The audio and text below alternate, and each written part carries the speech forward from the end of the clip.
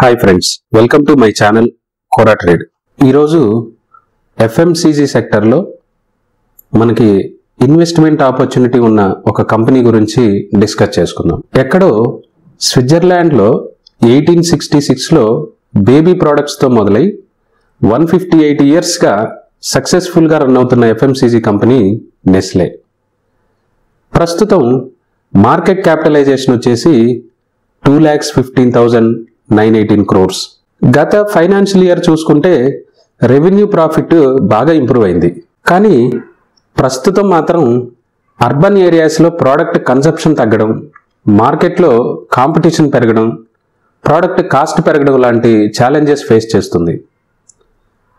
కానీ నెస్లే కొన్ని న్యూ ప్రోడక్ట్స్ని మార్కెట్లో రిలీజ్ చేయడం, డిజిటల్ మార్కెటింగ్ పై దృష్టి పెట్టడం, రూరల్ ఏరియాస్కి వాటి ప్రోడక్ట్స్ని తీసుకెళ్లడం లాంటి వ్యూహాలతో ముందుకు సాగుతుంది.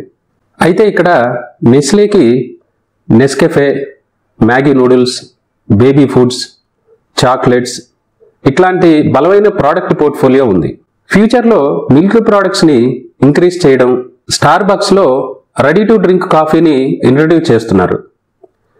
ఈ డిజిటల్ కాలంలో ఆన్లైన్ సేల్స్ కూడా బాగా ఇంక్రీజ్ అవుతున్నాయి. ముఖ్యంగా రూరల్ ఏరియాస్లో ఎక్కువగా పెనట్రేట్ అవడానికి చూస్తుంది. వాల్యుయేషన్స్లో మన ఎఫ్ఎంసీజీ ఇండస్ట్రీతో పోల్చితే నెస్లే P/E రేషియో కొంచెం ఎక్కువగానే ఉంది.